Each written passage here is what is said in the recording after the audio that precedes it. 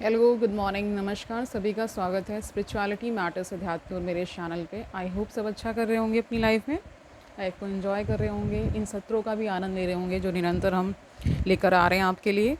आजकल जो सेशंस चल रहे थे उनका शीर्षक था संसार के सम्मोहन और सत्य का आलोक। हम जान रहे थे ये ओशो की किताब शिव सूत्र से हम सारे सेशंस कंडक्ट कर रहे हैं। उसी के क्रम में हम निरंतर आगे बढ़ते जा रहे हैं, ज्ञान को प्राप्त कर रहे हैं। ओशो क्या सोचते थे, है ना, क्या उनके विचार थे, है ना, प्रवचन के माध्यम से हम जान रहे हैं। तो शुरू करते हैं आज का सेशन। इस चैप्टर को एक दिन और लगने वाला है, फिर ये कंप्लीट हो जाएगा। शुरू करते हैं आज का सेशन। देखिए क्या कह रहे हैं ओशो आज। सुना है मैंने, सूफी फ़कीर हुआ फरीद, नाम सुना होगा आप सभी ने। वह जब बोलता था तो कभी लोग ताली बजाते तो वह रोने लगता। एक दिन उसके शिष्यों ने पूछा, हद हो गई, लोग ताली बजाते हैं, तुम रोते किस लिए हो? तो फरीद ने कहा कि वे ताली बजाते तब मैं समझता हूँ कि मुझसे कोई गलती हो गई होगी, अन्यथा वे ताली कभी ना बजाते। ये गलत लोग जब वे ना ताली बजाते, ना उनकी समझ में आता, तभी मैं समझता हूँ कि कुछ ठीक बात कह रहा हूँ। आखिर गलत आदमी की ताली का मूल्य क्या है?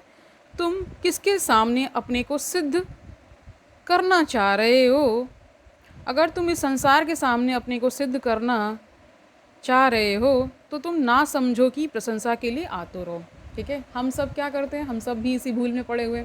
कोई प्रशंसा कर देता है थोड़ी सी, उसके प्रति आकर्षित हो जाते हैं, है ना, उसे अपना समझ बैठते हैं। बट ऐसा होता नहीं है। सब यहाँ पे एक दूसरे को मैनिपुलेट कर रहे हैं, ज़्यादातर लोग, है ना। बहुत कम, है ना, कोई विरला ही होगा जो आपको सही दिशा में लेकर के जाता है, आपको सही मार्ग से अवगत कराता है। अन्यथा सब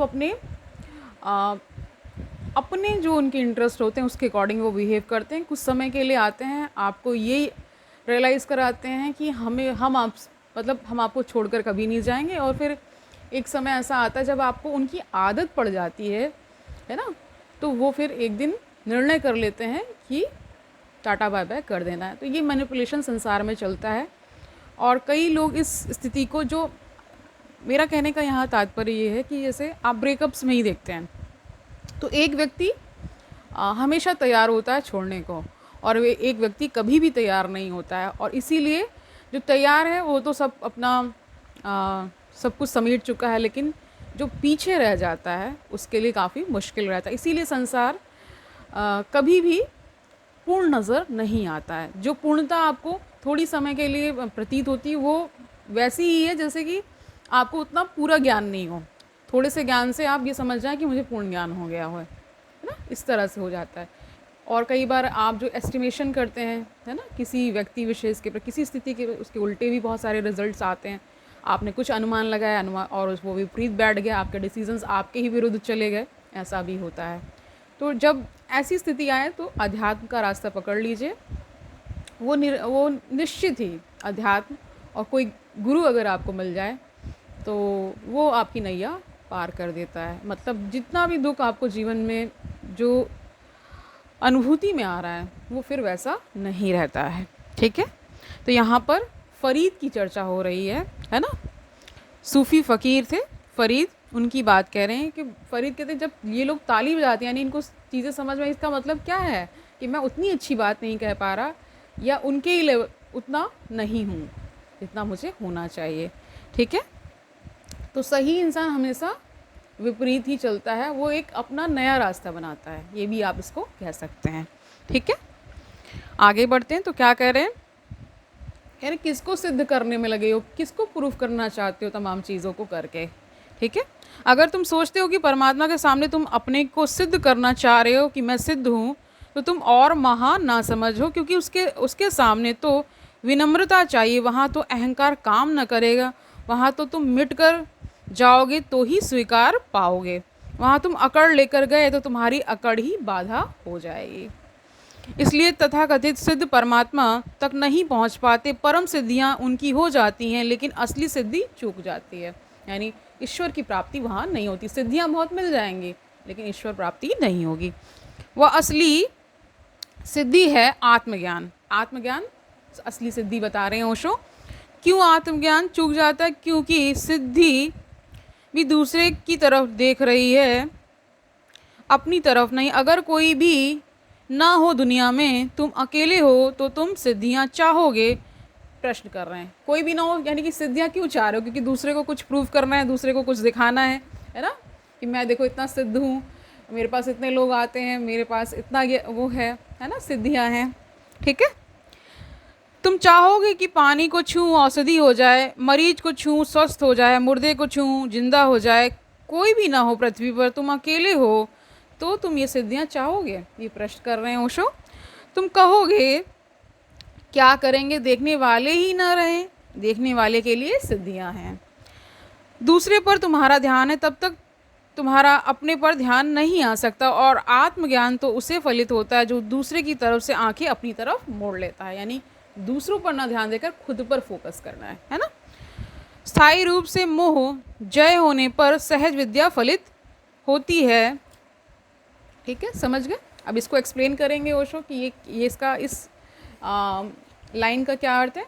स्थायी रूप से मोह जय होने पर सहज विद्या फलित होती। मोह को जय करना है। मोह का क्या अर्थ है? मोह का अर्थ है दूसरे के बिना मैं ना जी सकूंगा, दूसरा मेरा केंद्र है। यानी यहाँ पे आपकी जो आत्मा है वो केंद्र ना होकर के दूसरा जब केंद्र बन जाता है। और ये देखिए आप लव रिलेशनशिप्स में बहुत ज़्यादा देखते हैं। शुरुआती दौर में हर चीज़ दूसरे पर, दूसरा क्या कर रहा है, दूसरा कहाँ जा रहा है, यानी आपका जो बिलवड वन है उसकी बात हो रही है। और भी संसार में जो भी आप रिश्ते देखते हैं, पिता और पुत्र का रिश्ता है, माता और बच्चे का रिश्ता है, उसमें भी माताएं ज़्यादा बच्चे पर अपना केंद्र बना लेती हैं, उसी के इर्द गिर्द उनकी दुनिया चलती है। और फिर लास्ट में वही बच्चे जब एक समय जब छोड़कर जाना ही है, सबको जाना है, छोड़कर जाते हैं, यानी कहीं पढ़ने चले गए या शादी करके कहीं और सेटल हो गए, तो फिर वही माँ बाप अब बूढ़े हो गए हैं और निरंतर उन बातों को याद कर करके रोते हैं। अगर उन्होंने उस कार्य को, यानी उनकी परवरिश इस भाव से की होती कि ठीक है ये मेरी ड्यूटी है, एक समय ऐसा आएगा कि ये सब भी क्या हो जाएगा, जाने वाला है, इस भाव से अगर परवरिश करेंगे बच्चों की तो उतना आपको महसूस नहीं होगा। ठीक है, सबकी अपनी जर्नी है, ये मेरे माध्यम से ज़रूर आया है, लेकिन इसकी अपनी एक इंडिविजुअल जर्नी है ना। जब इस बात को आप जब समझ जाते हैं तो फिर इतना दुख और पीड़ा नहीं होती। उन माँ बाप को ज़्यादा दुख और पीड़ा, कष्ट ये सब होती है। क्यों होती है? क्योंकि बहुत ज़्यादा वो अटैचमेंट यानी मोह के वशीभूत होकर जब वो कार्य करते हैं, कोई भी उनकी परवरिश हो गई, उनका लालन पालन है ना, कि पढ़ाई लिखाई जो भी करते हैं, करवाते हैं, उसमें जब वो खुद बहुत डूब जाते हैं तब ऐसी स्थिति आती है जहाँ एक जरा सा झटका जब मिलता है तो फिर उसको वो सहन नहीं कर पाते। इसी तरह आप जो स्त्री पुरुष प्रेम में पड़ते हैं उनके साथ भी होता है। अगर एक ने बहुत ज़्यादा दूसरे को केंद्र बना रखा है तो फिर पहले वाले को अत्यंत पीड़ा और दुख मिलने वाला है, अगर उसने अगले ने ये तय कर लिया कि अब मुझे जाना है तो। ठीक है, तो इसको समझने का, ठीक से समझने का प्रयास करें। ये सब स्थितियों से बचना है तो फिर आपको डिटैचमेंट के भाव से ही जीवन जीना पड़ेगा, है ना। कह रहे मोह को जय करना है। मोह का क्या अर्थ है? मोह का अर्थ है दूसरे के बिना मैं जी ना सकूंगा, दूसरा मेरा केंद्र है। तुमने बच्चों की कहानियाँ पढ़ी होंगी जिनमें कोई राजा होता है और जिसके प्राण किसी पक्षी में यानी तोते में, मैना में बंद होते हैं। तुम उस राजा को मारो, ना मार पाओगे, गोली आर पार निकल जाएगी, राजा जिंदा रहेगा, तीर छिद जाएगा हृदय में, राजा मरेगा नहीं। जहर पिला दो, कोई असर ना होगा, राजा जीवित रहेगा। तुम्हें पता लगाना पड़ेगा उस तोते का, मैना का, जिसमें उसके प्राण बंद हैं। उसे तुम मरोड़ दो, उसकी गर्दन तोड़ दो, इधर राजा मर जाएगा। ये बच्चों की कहानियाँ बड़ी अर्थपूर्ण हैं, बूढ़ों के भी समझने योग्य है। मोह का अर्थ है तुम अपने में नहीं जीते, किसी और चीज़ में जीते हो। समझो, किसी का मोह तिजोरी में है, तुम उसकी गर्दन मरोड़ दो, वह ना मरेगा। तुम तिजोरी लूट लो, वह मर गए। उनके प्राण तिजोरी में थे, उनका बैंक बैलेंस खो जाए, वे मर गए। उन्हें तुम मारो, वे मरने वाले नहीं, जहर पिलाओ, वे जिंदा रहेंगे। देखिए आपके आसपास ये स्टोरियाँ घटित होती हुए आपको देखती होंगी कि पैसा चला गया तो लोगों ने सुसाइड कर लिया, या कुछ बहुत ज़्यादा नुकसान हो गया उनको व्यवसाय में तो उन्होंने आत्महत्या कर ली। क्यों होता है? क्योंकि बहुत ज़्यादा अटैचमेंट किससे हो गया? पैसे से हो गया। उनको पैसे से इधर दुनिया दिख ही नहीं रही है, सब कुछ पैसे पे ही केंद्रित हो गया, है ना। ये सारी चीज़ें भी आपको देखिए बता रही हैं कि हम कितना गलत जीवन जीते हैं, है ना। किसी को भी बहुत ज़्यादा मतलब इम्पोर्टेंस देना इज़ गुड, बट बहुत ज़्यादा उसके प्रति आप ये समझिए कि बहुत ज़्यादा उसमें आप इन्वॉल्व हो जाएं, अब उसके बिना मैं जी नहीं पाऊँगा, इस तरह के जो थॉट्स होते हैं ना, चाहे वो पैसा हो, कोई स्त्री हो, पुरुष हो, बच्चे हों, या कोई भी स्थिति हो, कोई भी व्यक्ति हो, इतना अटैचमेंट इज़ नॉट गुड। मतलब बहुत ज़्यादा जो लोग बहुत अटैच हो जाते हैं, फिर उनके साथ ये दिक्कतें होती हैं। वो जीवन के रहस्य को समझ ही नहीं पाते कि जीवन आपको क्यों मिला है। जीवन आपका, अगर आप उसको गूढ़ अर्थों में जानेंगे तो कोई भी समस्या इतनी बड़ी नहीं है जितना हम उसे बना लेते हैं। ये निरंतर मैंने इन सेशंस के माध्यम से कहा है, कोई भी समस्या इतनी बड़ी नहीं, आपसे बड़ी तो है ही नहीं। अगर आप कहीं कुछ आपको पैसे का कुछ प्रॉब्लम आ गया तो लोगों से मदद मांग लीजिए, बहुत सारी संस्थाएं हैं, वहाँ आप शिफ्ट कर सकते हैं। परिवार, फैमिली किस लिए होता है? इसीलिए होता है कि मुश्किल दिनों में वो आपका साथ देते हैं, है ना? तो उनसे मदद मांगने में कोई बुराई नहीं। अगर वहाँ से भी कुछ नहीं होता है तो बहुत से ऐसे आश्रम हैं, ये सारी चीज़ें, उनका आप अगर पॉजिटिव ही सोचना है तो इस तरह ही सोचिए ना। लेकिन वो सोच नहीं पाते हैं और अपना जीवन नष्ट कर लेते हैं। ये फिर देखिए, नष्ट आपने जीवन तो ले लिया, लेकिन उसके बाद किसी को पता नहीं है कि क्या होने वाला है। फिर यहीं आना पड़ेगा आपको, क्योंकि कर्म तो सारे आपको भोगने ही पड़ेंगे ना। इसलिए तो अच्छे कर्म करने की मैं सीख देती हूँ कि कोशिश ये करिए कि अच्छे कर्म आपसे हों, ताकि इस तरह की स्थितियों में आप ना पड़े, डिसीजंस आप अच्छे से ले पाएँ, है ना। मोह का अर्थ है तुमने अपने प्राण अपने से हटाकर कहीं और रख दिए हैं। किसी ने अपने बेटे में रख दिए हैं, किसी ने अपनी पत्नी में रख दिए हैं, किसी ने धन में रख दिए हैं, किसी ने पद में रख दिए हैं, लेकिन प्राण कहीं और रख दिए हैं।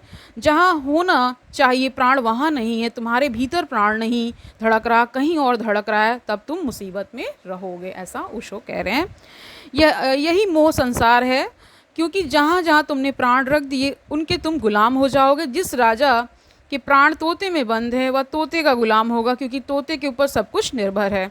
तोता मर जाए तो हमारे प्राण गए, तो वह तोते को संभालेगा। मैंने सुना है एक सम्राट एक बार एक ज्योतिषी पर बहुत नाराज़ हो गया, क्योंकि ज्योतिषी ने उसके प्रधानमंत्री की भविष्यवाणी की और कहा कि यह कल मर जाएगा, और कल प्रधानमंत्री मर भी गया। राजा बहुत चिंतित हुआ और उसे यह शक भी पकड़ा कि यह भी हो सकता है कि यह प्रधानमंत्री इसके कहने के कारण मर गया। इस पर भाव इतना गहरा हो गया, इसकी बात का प्रभाव इतना हो गया कि मर गया, और अब यह झंझट का आदमी है। या अगर मुझसे भी कह दे कि कल तुम मर जाओगे तो बचना बहुत मुश्किल है, क्योंकि इसका प्रभाव पड़ेगा मुझ पर। तो उसने ज्योतिषी को कारागृह में डाल दिया। ज्योतिषी ने पूछा कि क्यों? सम्राट ने कहा कि तुम खतरनाक हो। मुझे लगता है कि भविष्यवाणी के कारण नहीं मरा, मरने वाला था इसलिए नहीं मरा। तुमने कहा यह बात मन में बैठ गई, वह सम्मोहित हो गया और मर गया। तुम खतरनाक हो। उस ज्योतिषी ने कहा, इसके पहले कि तुम मुझे कारागृह में डालो, मैं एक बात तुम्हें बता देता हूँ। तुम्हारा भविष्य मैंने निकाला हुआ। सम्राट ने बहुत चाहा कि वह भविष्य ना सुने, लेकिन ज्योतिषी बोल ही गया। सम्राट ने कहा चुप, लेकिन ज्योतिषी ने कहा चुप रहने का कोई उपाय नहीं। जिस दिन मैं मरूंगा उसके 3 दिन बाद तुम मरोगे। बस अब मुसीबत हो गई। उस ज्योतिषी को महल में रखना पड़ा। उसकी बड़ी सेवा चिंता, उसके राजा हाथ पैर दबाता, क्योंकि वह जिस दिन मरा 3 दिन बाद उसकी मृत्यु होगी, इसलिए ऐसा वो कर रहा था। जहाँ तुम अपने प्राण रख दोगे उसकी तुम सेवा में लग जाओगे। लोगों को देखो तिजोरी के पास कैसे जाते हैं, बिल्कुल हाथ जोड़े जैसे मंदिर के पास जाते हैं। तिजोरी पर लाभ शुभ या शुभ लाभ, यहाँ पे लाभ शुभ लिखा हुआ है। श्री गणेशाय नमः। तिजोरी भगवान है, उसकी वे पूजा करते हैं। दिवाली के दिन पागलों को देखो, सब अपनी अपनी तिजोरी की पूजा कर रहे हैं। वहाँ उनके प्राण हैं, किस भाव से वे करते हैं, और भाव देखने जैसा है। दुकानदार हर साल अपने खाता बही शुरू करता है तो स्वास्तिक बनाता है, लाभ शुभ लिखता है, श्री गणेशाय नमः लिखता है। तुम्हें पता है कि गणेश की इतनी स्तुति वह क्यों करता है? यह गणेश बड़े पुराने उपद्रवी हैं। पुरानी कथा है, गणेश विघ्न के देवता हैं। दिखते भी इस ढंग से हैं कि उपद्रवी होने चाहिए। एक तो खोपड़ी अपनी नहीं, जिसके पास अपनी खोपड़ी नहीं वो आदमी पागल है। उससे तुम कुछ भी असंभव वह कर सकता है। ढंग डॉल उनको देखो, संदिग्ध चूहे पर सवार है। वह चूहा तर्क है, कतरनी की तरह काटता है। तर्क कभी भी भरोसे योग्य नहीं है। तर्क जहाँ भी जाएगा वहाँ विघ्न उपस्थित करेगा। जिसके जीवन में तर्क घुस जाएगा उसके जीवन में उपद्रव आ जाएंगे, अराजकता आ जाएगी, सब शांति खो जाएगी। तो गणेश पुराने देवता हैं विघ्न के, वैसे उन्हें विघ्नहर्ता कहा जाता है। यहाँ पे वो कॉन्टेक्स्ट को समझाने के लिए ओशो इस प्रकार कर रहे हैं। कोई इन भावनाओं जो ये यहाँ कही बातें कही जा रही हैं इनसे आहत ना हो, ठीक है। जहाँ भी कुछ भी शुभ हो रहा हो वे मौजूद हो जाते थे, लोग उनसे डरने लगे। डरने के कारण पहले ही उनको हाथ जोड़ लेते हैं कि आप कृपा करके आप कृपा रखना, बाकी हम सब संभाल लेंगे। और धीरे धीरे हालत ऐसी हो गई कि देवता विघ्न का था, लोग उसको मंगल का देवता मानने लगे। पर वे भूल गए हैं कहानी, वह उनका हाथ जोड़ना ठीक ही है, यहाँ मत आना, इस तरफ कृपा दृष्टि ना करना। इस तरफ कृपा दृष्टि रखना आप कह रहे हैं, ठीक है। देखें तिजोरी के पास किस भाव से भक्त धन की पूजा करता है। मोह के कारण होता है ना सब, देखिए मोह के कारण, क्योंकि अब आसक्ति कहाँ आ गई है, धन पर आ गई है, इस तरह किसी व्यक्ति पर आ जाती है, ठीक है। इस तरह से क्रम चलता है। कह रहे मोह के आवरण का अर्थ होता है तुम्हारी आत्मा कहीं और बंधे, वह पत्नी में हो, धन में हो, पद में हो और कहीं भी हो, इससे कोई फर्क नहीं पड़ता, लेकिन तुम्हारी आत्मा तुम्हारे भीतर नहीं है। मोह का यह अर्थ है ना। और शाश्वत स्थायी रूप से मोह जय का अर्थ है कि तुमने सारी परतंत्रता छोड़ दी, अब तुम किसी और पर निर्भर होकर नहीं जीते, तुम्हारा जीवन अपने में निर्भर है।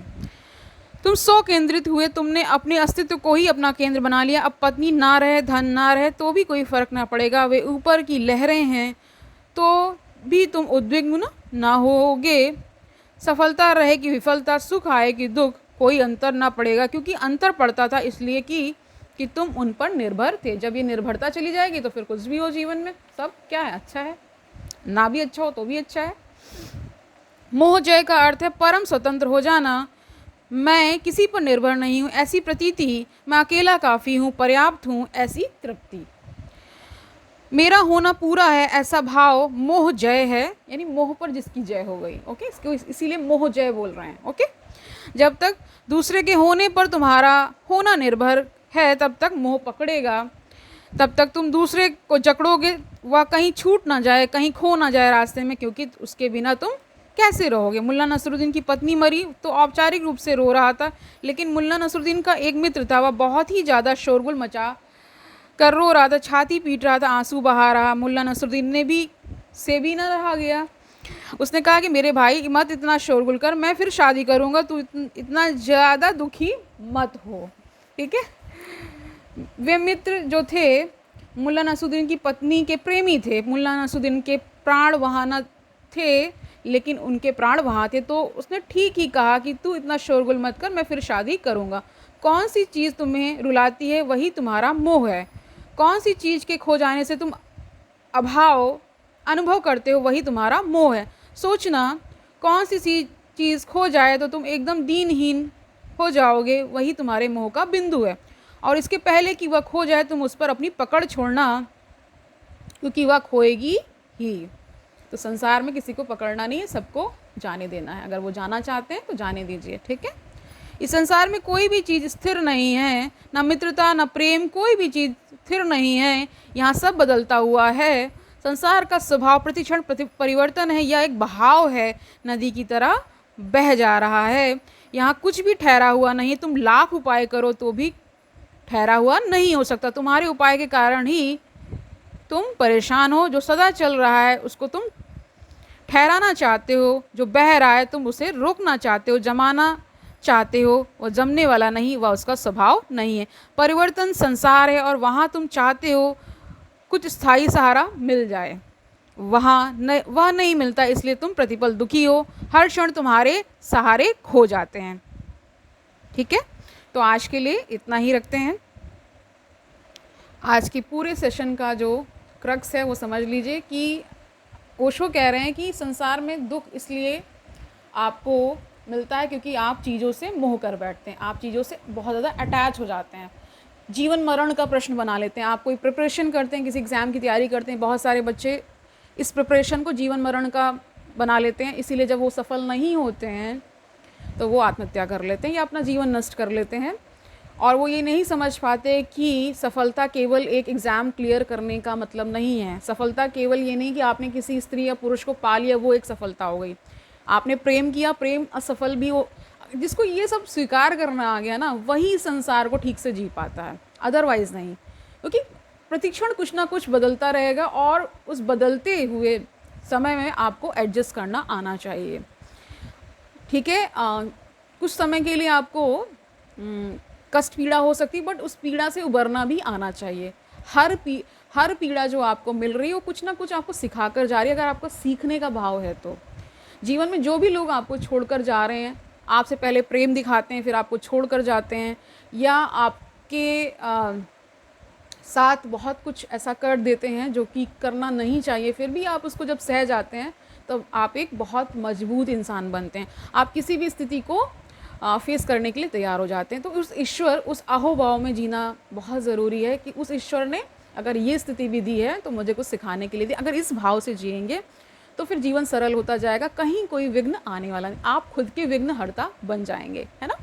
तो आज के लिए इतना ही रखते हैं, कल मिलते हैं। तब तक आनंद से रहिए, सुखपूर्वक अपना जीवन व्यतीत करिए, दूसरों को सुखी करिए, और ये भी याद रखिए कि ओशो का ज्ञान बहुत ही महत्वपूर्ण है। हम सबको ये ज्ञान बहुत सारा प्रकाश दे रहा है, हमको सन्मार्ग से जोड़ रहा है, सन्मार्ग से जोड़ रहा है, और हमें अध्यात्म की जो मशाल हम लेकर चल रहे हैं, है ना, उससे क्या हो रहा है, जो रास्ते में ना जो अंधेरा है वो मिट रहा है, यानी कि हम निरंतर प्रकाश की ओर आगे बढ़ते जा रहे हैं। अपने हाथ में भी ज्ञान का प्रकाश लेके चलेंगे ना, तो फिर क्या होगा, औरों को भी प्रकाशित करते हुए चलेंगे। जो हमसे जुड़ेंगे आगे आने वाले समय में, वो भी ये बात समझ पाएंगे कि सब करना है, सब सारी अपनी ड्यूटीज़ को आपको परफॉर्म करना है, कहीं कुछ छोड़ना नहीं है, लेकिन इस भाव से करना है कि कल को मान लो ये नहीं रहा तो भी मैं अपना जीवन कैसे संभाल लूँगा, कैसे मैं खुद को संभाल लूँगा, और कैसे मैं खुद के प्रति इतना आश्वस्त रहूँगा कि जीवन में कुछ भी आए मैं यही कहूँगा कि मैं इसको भी पार कर जाऊँगा। कल मिलते हैं, तब तक के लिए हरि ओम तत्सत।